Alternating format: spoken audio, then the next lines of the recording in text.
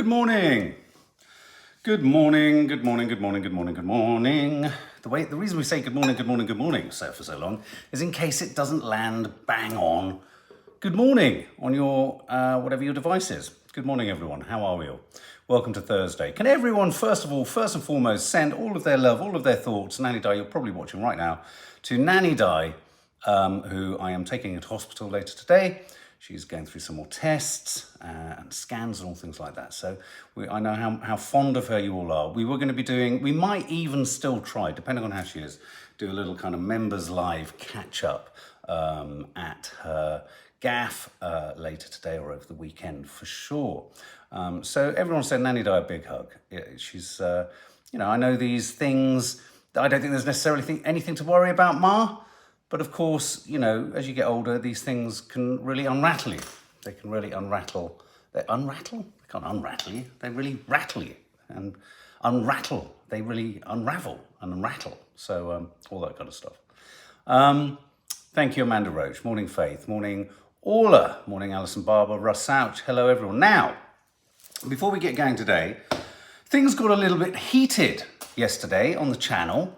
We're in the live chat. Not surprisingly, it was pivoting around the Israel-Gaza crisis, I would call it, because it is a crisis. And unfortunately, I don't want to be naming names or doing anything like that. But what I want to say is this. I took action yesterday against 3 different people and had to remove comments.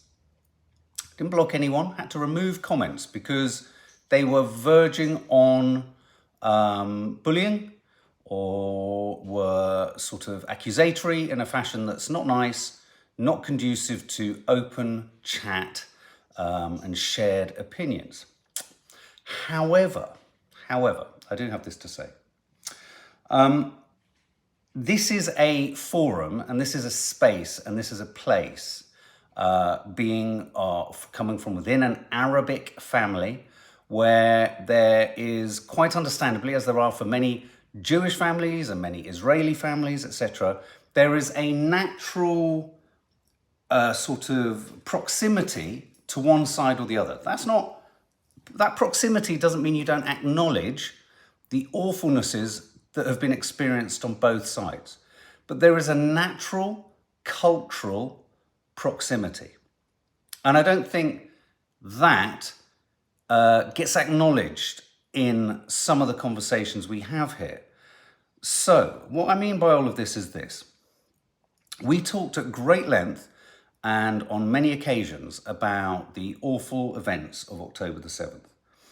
And I think what's creeping into the dialogue now, maybe part of it is there's a little bit of kind of twitchiness around the fact that the International Court of Justice is tomorrow. Is going to be making a decision on whether what's happening in Gaza needs to be sort of drawn attention to, and that Israel needs to stop what it's doing for potentially genocidal reasons. So, maybe there's a sort of, maybe there's an itchiness and a sort of worry and a fear amongst many people who have perhaps supported much of what Israel have done. And there's a sense or a fear or a feeling that potentially that verdict could in a sense, even though the UK, the US, and obviously Israel's allies won't sign up to it, that in the eyes of many other people on the planet, let's face it, there are many, many other people than just the US and the UK, that's how it could be perceived, as that Israel have committed war crimes and potentially could be found to have been committing genocidal acts. At the same time, what needs to be stressed here is that Hamas are also under the microscope within that sort of judgment. It's not like, everyone's just pointing the finger at Israel and no one's acknowledging what Hamas did. They absolutely are. We have acknowledged it all the way through. And I think what we have to be really careful about, and I say this actually for the mental health of anyone coming onto this live chat who clearly sits or feel that they sit in a position that isn't aligned with, to quote, our cause. Our cause is humanitarian, and the suggestion that we haven't perhaps talked in as great detail about the experiences of the hostages. If we haven't, and there's a very strong and compelling reason for this, We haven't talked as much as we've often before going live wanted to talk about the microscopic, daily, continuing atrocities that are happening to countless Palestinians and Gazans. And I think what has to be remembered in the whole discussion here is, now, the hostage situation is still live because, of course, hostages are still being held. Right, given.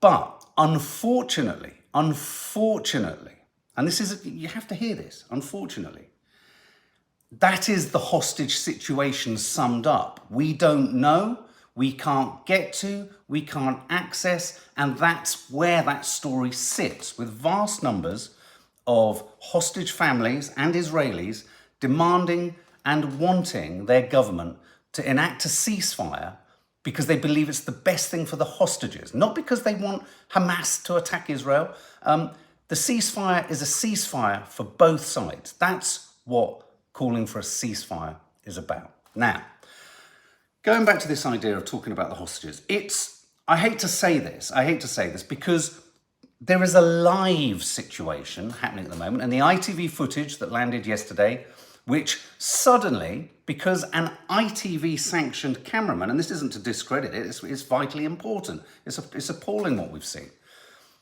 Unfortunately, for people who only receive their news through the mainstream media, and this is yet further proof that the mainstream media is biased, this is like, oh my God, this is causing outrage and upset. In fact, the very aspect of this footage that ITV have shown of this poor man who's in a group waving a white flag who gets shot, the fact that this has suddenly gone, oh my God, it's a war crime and everyone's going nuts, it's mentioned in the House of Commons, all of that is proof of how the mainstream media has not been reporting and has not been allowed to report by Israel anything like this, which social media news outlets, or some of the Arab-leaning news outlets, which because they have the prefix al before them, or even the phrase Middle Eastern, I think many people just confuse that and think ISIS. I mean, it's astonishing, the Islamophobia at work, as much as the anti-Semitism at work.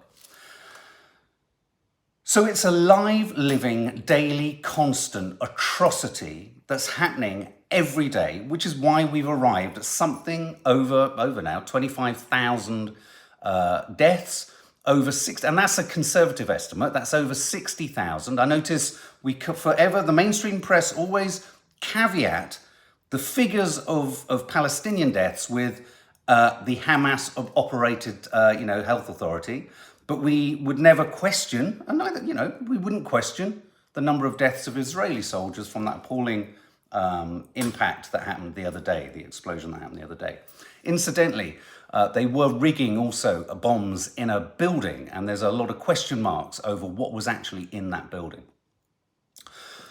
So going back to, well, why haven't we haven't walked through the intricacies and intimacies of the hostage survivors that have returned experiences, because all the mainstream media is doing that for us all. And it's awful. And, elements of what they've experienced, which are perhaps not as serious as some would suspect, Israel and the mainstream media have not wanted to report on.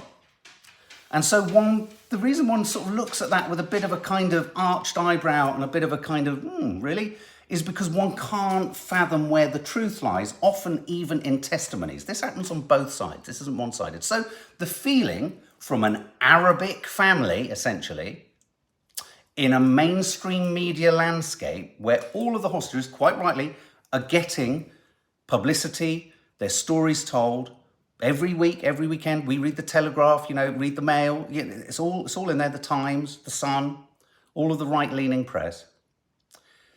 This is a tiny chat. This channel, these chats are a tiny, microscopic weight on the balance, on the scales, to just equalize that. So here's my point: if you come onto these live chats knowing all of this, which some people have for years, and they know it and you know it, and you say or try to suggest that there is a lack of humanity towards Israel and the hostages, it's an absolute lie and a misrepresentation of everything we have painstakingly, done across the entire conflict. Everything we've talked about, everything we've approached. We could have gone in so much harder on the atrocities, the footage we've seen, and the knowledge we have from our family living right next to, right now, the West Bank.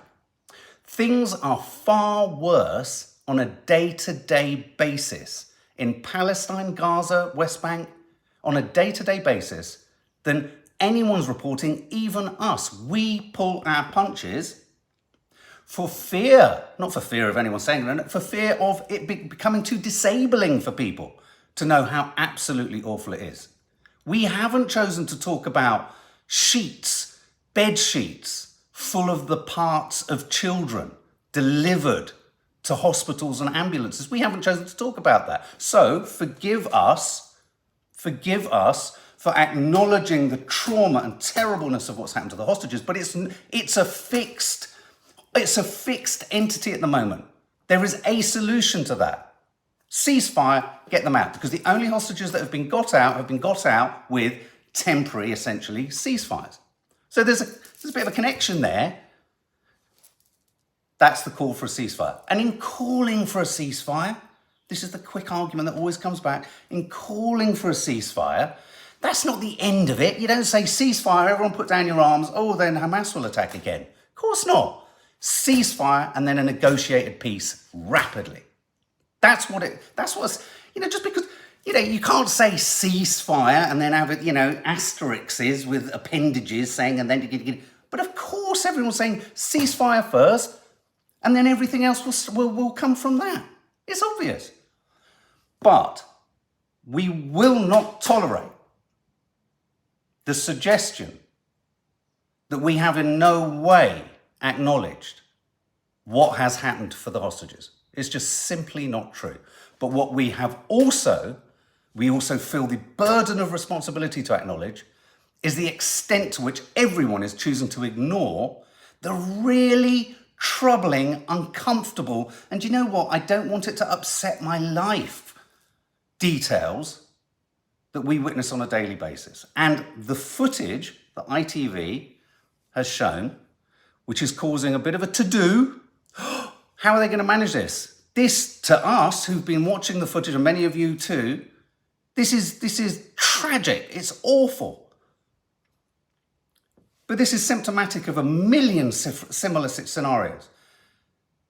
The group of school children encouraged to evacuate a hospital, school children, all of them young women, fired at. The footage that's being removed from social media because it's too arresting. And why aren't the mainstream media able to report that? Because they're not allowed in. Why not? Because Israel controls the country. Why are Palestinians upset? Because their country is controlled. It doesn't take genius psychology to understand this stuff, but there is a blind desire to want to trot out the same lines to stymie and stop conversation. So as soon as you talk about the Palestinian problem, what about the hostages? Okay, what about the 25,000 people that have died? What about the bits of children handed to surgeons in bags? I'm going to answer every question with a question, because that's what I've noticed is the trick here. The trick here is say something awful and a question comes back. Well, you know what? We'll just keep asking questions back too. So we have really, from an Arabic family, where historically, way before October the 7th, there have been many occasions in our family and in our lives, and in amongst the extended family, we have relatives who had to escape from Palestine years and years ago. So don't come at us saying you're not talking about the hostages, because there are countless examples of children and women and men imprisoned, shot, abused, assaulted, their homes taken away from them, that just don't get reported about. They don't even get talked about. So if you refuse to acknowledge, there's a wonderful stand-up comedian the other day when someone said, but Hamas started this on October the 7th. well, then you're jumping into Game of Thrones on season 4. Doesn't really make sense, Game of Thrones at season 4, if you don't know everything that's come before it. And neither does this. We teach history in schools, just theoretically because it's important. So don't come at Nadia especially and say, you feel no compassion for the hostages. Don't play that passive aggressive act with any of us, anyone, because it doesn't just happen on here, it happens everywhere. If you come into this forum and you can't cope with that being our position, don't come into this forum. It's as simple as that. But we will not, on that balance, on that note, we will not tolerate. Yesterday I removed several comments that were just specifically inaccurate and offensive. It's not about disagreeing, but disagreeing and then accusing someone of being inhuman or lacking humanity. That is gentle aggressivity. That is a passive aggressivity that is not actually, if I'm brutally honest, when I see the comments going up here, and if I missed some yesterday, it was because we were impassioned. We did go back through and I timed people out, I deleted people. Get this. This is one of the kindest, most embracing communities I've seen online anywhere, and informed and educated. This isn't about just saying it's one thing. Only the UK, the US, and a few of Israel's allies, and then in those cases, only the leaders principally believe that this current situation with without having a ceasefire is right. The vast majority of people on the planet believe a ceasefire is the most humane thing for the hostages and for the Palestinians. What is inhumane about that? If you're going to pull us up one more time on why did we not talk about the individual experience of the hostages, go to ITV, go to Sky News, go to LBC, go to the Daily Mail, go to the Daily Telegraph, BBC. They're all doing it well and importantly. But we don't see any Palestinian Arabs being talked about in the same way on what's happening to them. So that's where we come in. We're not pretending, and for those of you who are just total arseholes, we're not pretending we're big and important in a tiny microscopic way. We're not. But don't make everyone else here on this live feel like by saying what they say about Palestine or about the humanity of the situation, that they're somehow not embracing the Israeli experience. It's just not true. It's not true. And I'd like to thank a number of people who've left comments in various places who have said, if you've watched this channel for many years and if you've been following it for many years, you know where we're at. You know who we are. I would go so far as to say that some people who've been with us for so long, who maybe have left now, you've been coming back for what reason? Because you know who we are. So don't pull that card at the last minute.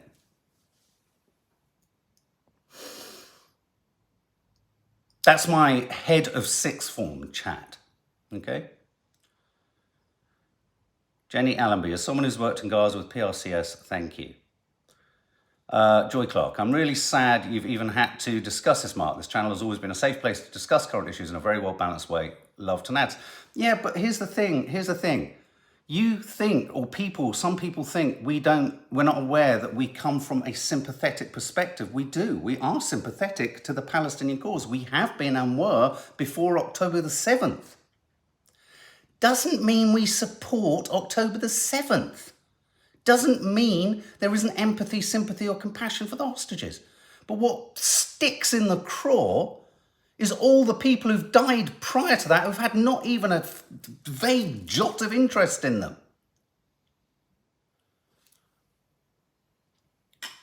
So there we go. Just gonna have a coffee. So anyone who asks, what about the hostages? I'm just gonna say, what about the babies delivered to doctors in bags in pieces? Sorry, it's as brutal as that. That's what we have stepped back from. Okay? And we can keep having that cost. It doesn't mean you can't say, yeah, ask it. But if you can't cope with that, or if it offends you, then just come off the lives, come off the coffee mornings, go and watch our sort of mindless stuff somewhere else.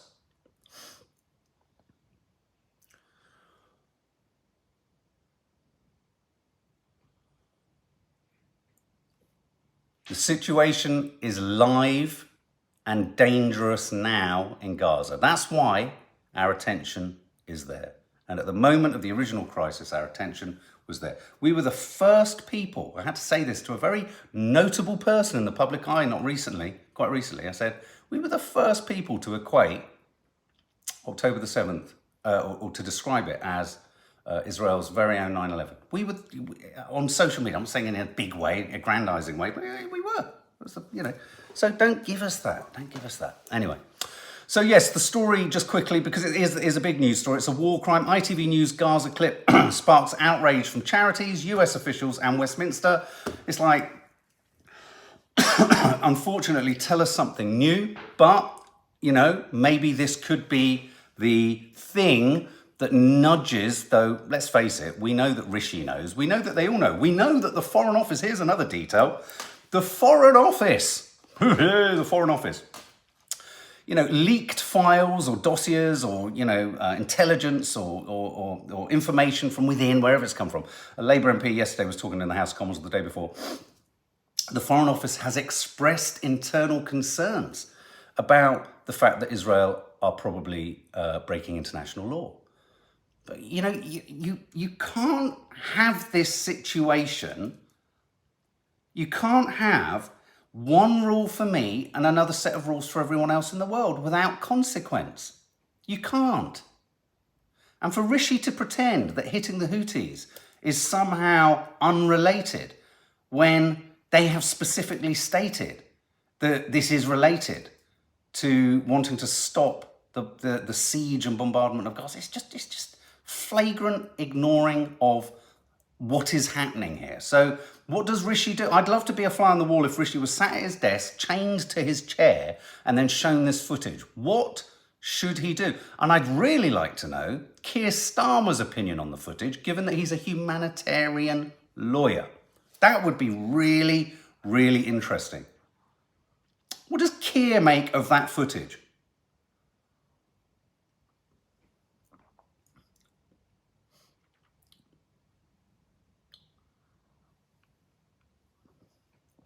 I'd have thought the humanitarian lawyer, Keir Starmer, when he was asked by Nick Ferrari on LBC about Israel having the right to turn off the water, and he said yes, in self-defense they could turn off the water, you'd have thought he'd have had an intimate understanding of humanitarian law and international law, no?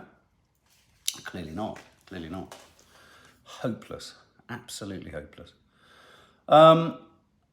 What else have we got? Okay, let's move away from this and let's move into lighter stuff. Here we go. Danielle, I have an Israeli family and both sides are in the wrong. War is a lose-lose situation and I hope for peace for everyone. It's a politic destroying everyday lives. Absolutely. I said what my idea for I said it yesterday, I don't want to go into it exhaustively again, but the only solution, the first step in whatever, this is the bit that blows my brain. Little kind of fuses go, bing. What is the alternative? When people say ceasefire, you're saying that, I'm like, what? So will we just carry on killing? Surely there's going to come a point that even Netanyahu will say, all right, that's enough's enough. So why don't we get there quicker? So at the point of ceasefire does not mean, my weapons are down, come after me. Doesn't mean that. Ceasefire is a controlled ceasefire. You put things down, you get an agreement. If Hamas breaks it, then the whole world comes down hard on Hamas. And then if Israel breaks it, the whole world has to equally come down hard on Israel too. And that's the problem. They're not coming down hard on Israel at all. A negotiated peace after a ceasefire. I mean, obviously at some point they're going to stop stop shooting. No one's filming. No one's allowed to bloody film, apart from Palestinians who are filming it themselves. They're not, you can feel it, can't you, in the West when people say, but the highest number of journalists have died in any conflict in the world. I can see the editors of The Telegraph and all these papers all sort of sitting there when they hear this news going, well, they're not real journalists, are they? Are they real journalists? With a phone running around? Is that real journalism? I'm telling you right now, we are at the epicenter of a resurgence of imperial Western gibberishness. God almighty. Who do we vote for, guys? Who are you voting for at the next election? So depressing, isn't it? Anyway, let's move on to something silly. Right, Amanda Holden's daughter's 18th birthday. Let's talk about this. So she, you may have seen, I was going to show it, but I haven't got a StreamYard, didn't have time to set it all up. She dances, she does a salt burn routine at her daughter's party. And this is, in fact, the story is Lorraine Kelly, actually, asks the question, God, how must her daughter have felt about that? How would you feel if you were having, it was your 18th birthday party and your mum pops on, I don't know, Murder on the Dance Floor and starts to sultrily, in a sultry fashion, dance round the dance floor. Now, I put a poll on Coffee Moaning stories. Is it cool or is it cringe? Let's do it. Let's just put. I mean, look, Amanda Holden's wonderful. She's a cracking woman as well. She's such good fun. But dancing at daughter's birthday, like Saltburn, I think you'll understand what that means. Is it cringe or cool? I mean, me and Nads go to great lengths. I mean, I wind the girls up sometimes, and if I don't know, friends are coming or boys coming that they quite like, whatever, I go, oh, don't worry, I'll just be in the kitchen just juggling oranges and wearing tights. And of course they go, Dad, and I go, no, I won't really. What do we think? Oh wow, it's already coming through as a resounding cringe. Russ Ouch, I think Amanda is a bit of an attention seeker, to be honest. But you know what, Russ? I'm sure you come across them lots at the theatre. I think a lot of presentery types are quite attention seeking. I don't think all actors are. I think a lot of actors are actually quite shy. Catherine Cronin, it's a massive ick. I think Anne-Marie Shellard, depends what her... Yeah, good point. Depends exactly what her daughter thought. I wondered, actually, with all of this, Jill Kelly, if all parties are okay with it, then why not? Is this really news? It's not news, it's a bit of fun. We've just seen the news. Yeah, I'd love it, says Dawny Harvey, though it would be very freaky as Mum passed in 2006. Yes, I can see how that would be quite unsettling. Jill Kelly, you've kind of expressed it in saying, don't care. I think if your mum is Amanda, then it's cool. I think it's, yeah, maybe she would have done it. Maybe she would have asked. I mean, you do have to judge it as a parent. I tell you something that I do find really irritating there, is lots of parents who think it's really cool, without really giving their kids a choice, to get stoned with their kids, or to get high with their kids, or to get really drunk with their kids. I think you have to allow that to come from your children, right? It's got to be your children sort of saying, hey, let's do this, and then it all develops into something. But if you impose it on your kids, because no kid is gonna, well, maybe some are, but if you feel close enough to your kid to kind of, in a sense, upstage them at a party, they're not gonna feel bold enough to say, Mum, would you mind stopping, please? Raspberry Mojito, sending love to Nanny Dad, that's very kind of you. Celeste L. McDonald, while I would have thought it was cringe, the daughter may have loved it. Exactly, we have no way of knowing.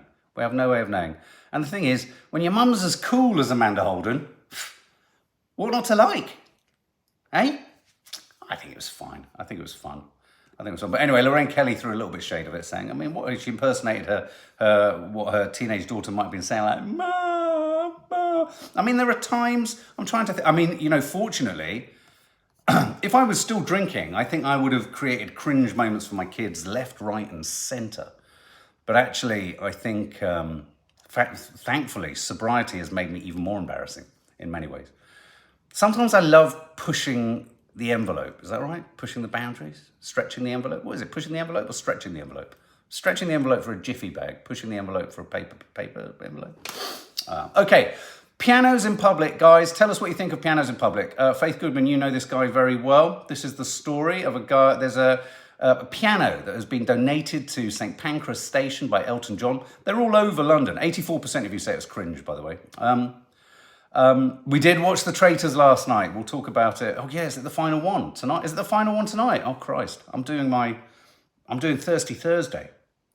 Hilary Jones, yeah, dad. Once there was a rave going on in there, and I ran in and did dad dancing. It went down all right because I think I hit the right moves. I think when you're a parent and you try to dance, you try to sort of sabotage a social situation with your own dance or contribution. You have to make sure you've hit the beat. You could kill yourself stone dead if you invade a child party or teenager's party or scenario and you hit the wrong beat, or you hit the break, or you hit the offbeat. Anyway, Mo Power, I think all music is great in public places. Okay, well, let me tell you what my first response to this was. And actually, I thought, no, that's not very nice, is it? I love music. I'm in admiration of musicians. I can't even fathom your skill, Ian, Natasha, all the likes of you. It's quite something. My first feeling, I always get does anyone else share this? Okay, let me paint the scene. You're at college, okay, back in the day. You're a bit stoned, you're a bit drunk, whatever. You're kind of chatting about the poems of John Donne. No one understands what you're talking about because no one's interested because they're all doing astrophysics. And someone pulls out a guitar. And they pull out the guitar and they start to strum. But then the strumming turns into a song. From the day dot, it's not even like a graduated bead of sweat moment.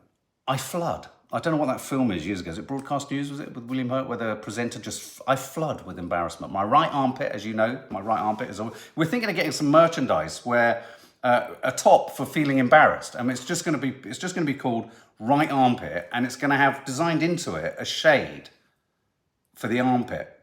What do you think? Do you think it'll go down well? So when you go out, you go, oh, I've got right armpit. I think it's a business idea from a moron. I don't know. Anyway, so yes, they're sitting there, they're playing the guitar, strummy, strum. No, get me out of here now. However stoned I am and however much I just want to eat cookies, I need to escape. I can't bear it. So that's my thing about performing, just doing it in public, because I feel it's a bit show-offy, it's a bit kind of, aren't I cool? And actually, what is it about? It's just, I'm a miserable old bastard who wishes he'd learned an instrument, because probably if I could, I'd be doing exactly that. I'd be playing that guitar and embarrassing everyone else. Still giving myself right armpit though. So when I see these pianos when I'm moving around London, I think, who the hell would sit down and feel confident enough and not have all those sort of painstaking embarrassment of sitting down and going, look at me. But this chap does it all the time, apparently, Faith. So Faith, you've been watching Dr. K for ages. He's a YouTuber who plays on Elton John's piano at St. Pancras. And this is the story of, he was filming and he caught some Chinese, originally I guess he thought they were just Chinese members of the public, but they were allegedly, potentially Chinese members of the Chinese Communist Party, and a huge hoo-ha has kicked off with the Chinese group threatening to sue him and saying that he'd broken privacy laws and that he shouldn't show this and what have you. And the piano's now being cordoned off, they say, at St. Pancras for repairs, but maybe it's just because, Russ Souch, Aaron Bullimore, you need to make that shirt that says fuck caveats. I love that. Ross Souch, I watched the video of the man playing the piano and the Chinese group are totally, in the wrong. They were causing a problem for no reason at all. The poor bloke didn't do anything wrong. This is what I've heard. I mean, I haven't had a look at it. I've read the story, but I haven't had a look at it. Don't we blur people's faces out in this country, though, when we ask CCP or not? Yeah, I mean, I think people have the right... Well, what do you think about that? I mean, if you're sort of... we're quite mindful. There was a time years and years ago, I think we filmed at some hotel somewhere and someone got a bit... they were very polite about it. But I think they might have been there with someone they shouldn't have been... And that's understandable. You don't want to be caught on camera and then it be plopped on social media and, and all that kind of stuff. And if you look at American shows like Real Housewives and all that stuff, in America, it's such a litigious society. You've got to blur out everyone. Sometimes you can watch someone walking down a street and it's like they're walking through Blurrsville. Have you noticed that? It's like they're the only thing in focus. Oh my God, this has become a frappuccino. Oh, I've got to wrap up soon because right, Mum. Oh, Mum, you're going to be fine. So this is, as I say, this is the story of the St. Pancras piano players' free speech clash with the Chinese group, and it would appear that should he... You can go to YouTube and watch it. It's a 37-minute film. It's had 6 million views. He says, we have to be able to express ourselves without being hassled by authoritarian figures, particularly when they're from the CCP. I think more umbrage here with the fact that they're members of the Chinese Communist Party, perhaps, than just members of the public. Obviously, if he's got a whole YouTube channel and he's been going for years, he must have had people pass through the back of shop many times, right? Is it always the same piano, Faith? Does he play from the same piano? Dawny Harvey, I only had the option of learning the recorder at school. It's been so useful. Thank you for saying that. That's all I was given. I saw people doing drums. I was like, why can't I do the drums? Or why can't I do a piano? Recorder. Fuck that shit. All I ever did with the recorder, I don't know if you did this, Dawny, was try and play it with one nostril. Did you do that? And then you'd hand it to your friend and go, it's salty. Oh, it's cool. So, losing track of which one I'm drinking. Sorry, that's a great espresso. That is the sign of a good espresso. London's burning. In fact, I might get a recorder and play it with my right nostril. Yeah? Too busy getting stoned on pots, Mark. Absolutely. And finally, this is a weird one. In Alabama, there is a murderer who's on death row, who's going to become the first inmate to be executed with nitrogen. They've never done it before. This strikes me as odd. So a prisoner in Alabama is set to become the first inmate in America to be gassed to death with nitrogen after the US Supreme Court declined to halt his execution. The reason they're going for this is they struggled to find a vein to use the other injected method is. The reason I wanted to mention this was I saw it come up, and then it was on the radio as I was coming back this morning, and they had actually someone at the prison or in the prison service in America saying something along the lines of, this has never been done before. We don't even know what effect this could have on the people strapping him in and the people around him. It seems archaic, doesn't it? And just grisly. I mean, it's just... Anyway, so this Alabama murderer is hoping to appeal and actually have a stay of execution. But in the meantime, he's going to be the first person killed with nitrogen gas. My God, I mean... Anyway. Okay, guys, well, there you go. Thanks for sticking with us. Thank you for all your contributions. Thank you for listening to the sermon at the front there. And have a lovely day. As I say, there will be a Thirsty Thursday tonight. I will make sure it's happened or happens before or after the Traitor, so it doesn't clash. And something else will be landing at some point too. Oh, and of course, mine and Nadia's review of the film that we saw the other night when she placed her ceasefire hands on the red carpet. That will be landing. All of Us Strangers. My God, if you don't know or like Andrew Scott, the actor, you certainly will do after this film. Okay, all right, guys, have a lovely day. Stay safe. Bye.